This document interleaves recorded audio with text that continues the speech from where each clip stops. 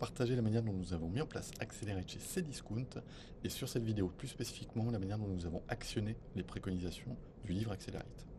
Sébastien Durand, responsable Change Management pour Pixis, la filiale tech de Cdiscount.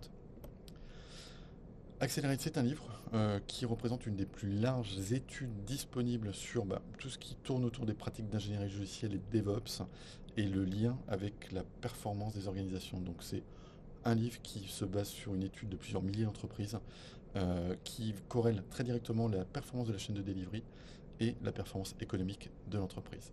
Donc c'est une étude et un livre qui correspondent à notre ADN et on a décidé en 2020 de commencer par mettre en place les 4 métriques Accelerate pour discuter sur la qualité et la vitesse de notre delivery et progresser. 4 KPI simples qui ont été la base de notre mise en place d'Accelerate.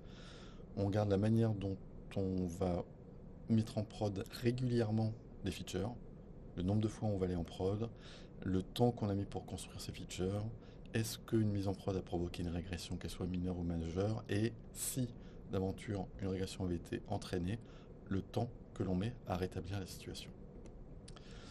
Sur une précédente vidéo, on vous a partagé la manière dont nous avons mis en place les métriques, le chemin que nous avons choisi et notre retour d'expérience dessus. Sur cette vidéo, on s'oriente plutôt sur les capabilities, donc qui sont des préconisations pour améliorer son delivery qu'il y a dans le livre Accelerate. Comment est-ce qu'on les a rendues plus actionnables que ce qu'elles ne le sont dans le livre, en tout cas. Quel levier pour améliorer les métriques? Première étape qui correspond à la vidéo précédente de cette série sur le chemin que nous avons suivi pour mettre en place les 4 métriques, les mettre à disposition des équipes, donner le sens autour de ces métriques et engager l'amélioration basée sur ces métriques. Une fois ceci installé, l'enjeu est de pouvoir améliorer ces pratiques et nous avons regardé du coup les capabilities accélérées qui sont des préconisations de pratiques, qu'elles soient innovantes ou pas. À l'époque où nous l'avons mis en place, on avait 24 capabilities, maintenant il y en a une trentaine. Toujours pareil, quand on l'avait mis en place, il y avait 5 familles. Là maintenant, le dernier rapport d'Aura nous en donne 3, ce qui est beaucoup plus simple et lisible. Mais en gros, c'est une trentaine de pratiques qui permet d'améliorer sa chaîne de delivery. Les gains sur cette deuxième phase, tout d'abord, des nouvelles pratiques formalisées et actionnables. Donc on a les capabilities accélérées qui sont top, très bien décrites, très up-to-date par rapport aux pratiques qui nous permettent de nous améliorer sur la chaîne de delivery. Par contre, elles sont un peu grosses dans le sens où elles sont peu actionnables. C'est plutôt des préconisations un peu larges, mais pour avoir vraiment des actionnabilités pour les équipes, c'est un peu compliqué. Donc en fait, on a refait un travail en priorisant les capabilities du coup les plus prioritaires pour nous et en les segmentant, en tout cas en segmentant une partie qui nous permet de commencer à actionner avec les équipes. Le deuxième apport clé de cette deuxième phase, ça a été de confirmer, de commencer la mise à l'échelle de l'engagement et du management et des équipes autour de cette initiative Accelerate basée sur l'évolution des métriques, en co-construisant ces nouvelles pratiques avec les membres de l'orga et en mettant à disposition un format qui est très simple, très accessible et du coup très uniforme, qui permet d'avoir du coup les pratiques guidantes mais pas enfermantes qui nous permettent d'accéder justement aux préconisations du rapport et du livre Accelerate. 3 étapes sur cette deuxième phase. Tout d'abord, d'identifier, de prioriser avec l'organisation les capabilities prioritaires sur lesquelles travailler. Donc, de l'ordre d'un trimestre, l'essentiel des travaux sur cette phase-là. Ensuite, de co-construire un socle de pratique, donc pareil, sur un trimestre. Et enfin, de commencer à engager un POC sur le déploiement de ces pratiques socles auprès des équipes, du coup, auprès de premières équipes en tout cas. Sur la priorisation du socle de pratique, on est parti sur une map qu'on a construite sur les meilleures pratiques possibles pour construire le meilleur produit possible. Donc on est parti sur la map des capabilities et on a pris un grain un peu plus fin pour vraiment voir dans ces capabilities qu'est-ce qui était le plus important, le plus clé pour construire le meilleur produit possible. À partir de cette base-là, qui était évidemment assez riche, on avait une centaine de pratiques qui sont sorties de cet exercice. On a co-arbitré avec le CODIR et le CODESI de la filiale tech un premier socle de capacité, donc de l'ordre d'une dizaine. Donc des capacités, ce sont vraiment des capabilities accélérate, mais un cran plus petit, plus actionnable, et du coup plus actionnable pour la main équipe. Et on est parti sur cette dizaine de capacités socle, entre 10 et 15 initialement. Ce que l'on aurait pu faire de différent, on s'était posé la question à l'époque, mais plus inclure l'organisation sur l'arbitrage justement de ces 10 premières capacités. Après, c'est toujours difficile parce que le périmètre était très large et il fallait avoir une réduction vraiment massive des centaines de la centaine de pratiques qu'on avait identifiées au début. Donc ce que l'on aurait pu faire différemment en tout cas, c'est ça, c'est de voir dans quelle mesure on peut plus s'appuyer sur l'organisation pour commencer à identifier un socle, que ce soit au niveau de la finalisation du socle ou aux premières prios. Deuxième point clé dans notre étape de mise en place des capabilities, du coup des pratiques qui nous permettent d'accélérer et de stabiliser, ça a été la mise en place d'un format très simple sur, déjà sur un support très simple aussi, l'outil Confluence, avec un format basé sur quelques zones clés, le plus simple, pragmatique possible, avec les informations principales d'une fiche capacité. Le nom du porteur, ça c'est un point clé. Le porteur, c'est le membre de l'organisation qui représente en fait cette pratique vis-à-vis de l'orga et qui a non seulement une crédibilité vis-à-vis de l'orga, mais également une expertise qui permet d'avoir la bonne chose pour notre culture, pour mettre en place cette pratique-là. Le binôme qu'il forme avec le sponsor, donc un membre du comité de direction, et les objectifs, les gains attendus et les critères d'acquisition de cette capacité. Donc vraiment on est parti, on avait commencé avec un format très très simple de PowerPoint, on l'a transposé sur Confluence et finalement on a peu évolué. Là on a dû mettre ça en place je pense en 2021. Aujourd'hui en 2024 on a un format qui est très très approchant avec avec une mise à jour régulière quand même. Donc on a bougé par rapport au feedback, mais la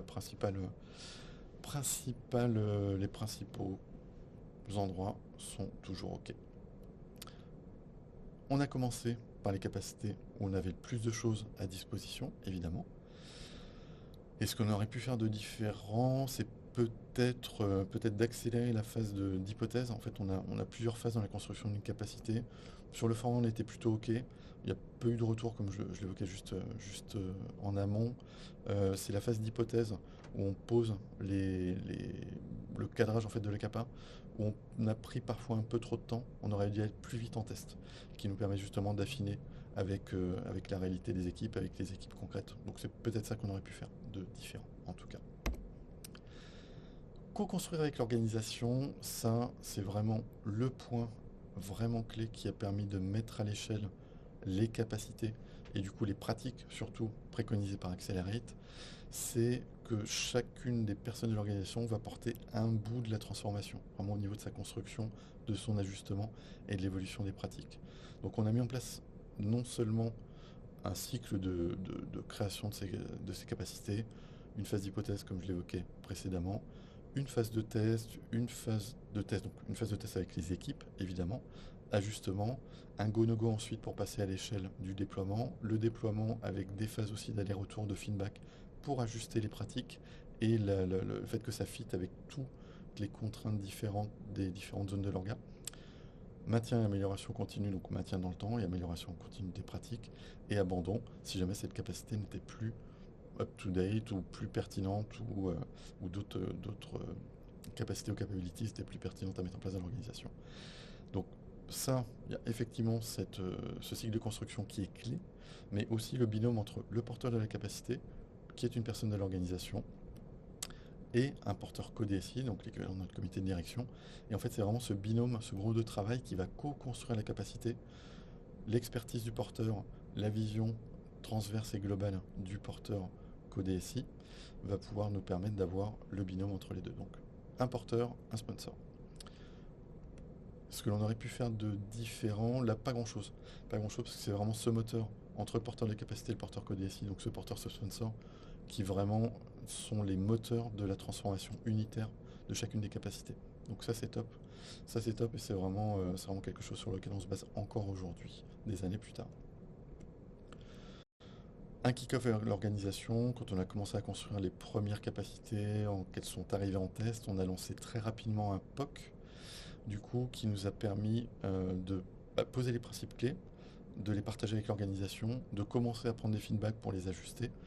Donc, un kick-off avec l'ensemble de l'orga qui annonçait le démarrage d'un POC qui a été assez large dans la mesure où il a concerné 250 personnes de l'organisation et ça a été sur 6 mois. Donc toujours pareil, 1 à 2 équipes par direction. On avait une dizaine de directions à l'époque, donc on a été assez large. Ça recouvrait, je pense, un tiers de l'organisation, un petit tiers de l'organisation, mais c'est quand même en termes de nombre de personnes assez conséquent. Et ça a permis donc de ce kick-off de mettre en avant les équipes sur lesquelles on allait travailler, euh, les équipes avec lesquelles on allait travailler, tout l'accompagnement qui allait être lancé également, et du coup donner la visibilité. Parce que l'on aurait pu faire différemment, là peut-être faire le kick-off un peu plus tôt, mais pas nécessairement. On a été très vite en prod, du coup, avec ces phases de POC et d'expérimentation des capacités, avec un accompagnement très fort des coachs agiles auprès des équipes, et du coup des équipes qui ont été embarquées très vite et très rapidement. Donc à la rigueur, lancer le kick-off un peu plus tôt, mais le timing était plutôt pas mal par rapport à la maturité de l'organisation à l'époque. L'accompagnement et la prise de feedback, c'est également un point majeur.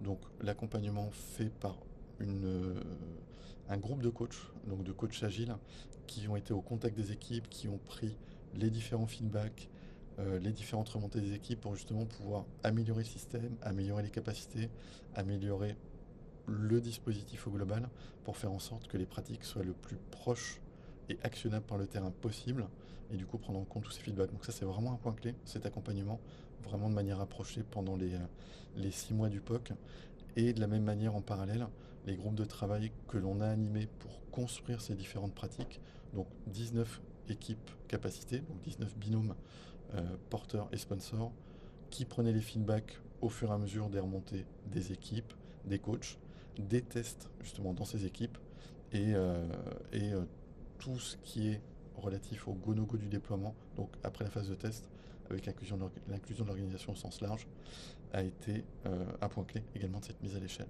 Donc c'est vraiment cette complémentarité entre les équipes, l'accompagnement et la création de ces capacités à partir des retours terrain, en plus de l'expertise du porteur, vraiment été l'équilibre qui a permis de ensuite préparer la mise à l'échelle et d'améliorer grâce au POC. Ce que l'on aurait pu faire différemment, c'est peut-être la construction de capacités, de certaines capacités qui étaient à peine assez mûres pour commencer à être testées par les équipes. Donc trouver ce fameux juste milieu qui est toujours un peu compliqué à trouver, mais en tout cas c'est autour de ça qu'on aurait peut-être pu faire différemment et qu'on a amélioré le cycle par la suite. On avait le dispositif de mise à l'échelle, les pratiques, les porteurs, les sponsors, des équipes test, les accompagnants et tout le feedback qui était porté autour. Donc on avait vraiment une problématique à partir de ce moment où on a réussi à prouver la valeur des capacités, du travail sur les métriques, de l'accompagnement. C'est comment est-ce qu'on arrive à mettre à l'échelle tout ça. On arrive à le faire au niveau local avec les équipes du POC. Comment est-ce qu'on arriverait à mettre en place à l'échelle ces pratiques-là, sachant qu'on avait une dizaine de directions à l'époque, une centaine d'équipes. Du coup, il fallait qu'on appuie notre dispositif sur les retours d'expérience du POC, et on a mis en place tout un dispositif incluant l'organisation et aussi un système de métriques. Mais ce n'est pas l'objet de cette vidéo, ça fera l'objet de la 3e vidéo juste après. En synthèse, sur cette 2e étape, première phase, déterminer le socle de pratique. Ça, c'est indispensable, de pouvoir bien digérer toutes les précodes Accelerate, de prioriser le socle finalement de ce que l'on va vouloir actionner dans son organisation, ce qui correspond à sa culture, à l'état actuel de la chaîne de delivery de son orga. Ça, c'est clé. En incluant le plus possible l'organisation pour co-construire ce premier socle de pratique, le plus limité possible évidemment. Engager sponsor et opérationnel par le geste, donc ça co-construire c'est un point clé, parce que ça prépare non seulement la mise à l'échelle, mais surtout ça permet d'avoir des pratiques qui sont actionnables et qui correspondent, qui sont pas hors sol et qui correspondent aux problématiques du terrain, donc ça c'est clé. Et enfin d'activer un POC pour ajuster, apprendre, prendre les feedbacks, réajuster, mesurer, etc. D'accompagner, ça c'est un autre point clé, d'avoir des points de contact au quotidien au niveau des équipes pour bah, accompagner, prendre en main, prendre en compte écouter les feedbacks, les remonter, etc., etc. Ça c'est top, et aller chercher le feedback. Next step, mise à l'échelle, ajustement et mesure, et ça fera l'objet d'une dernière vidéo. Merci.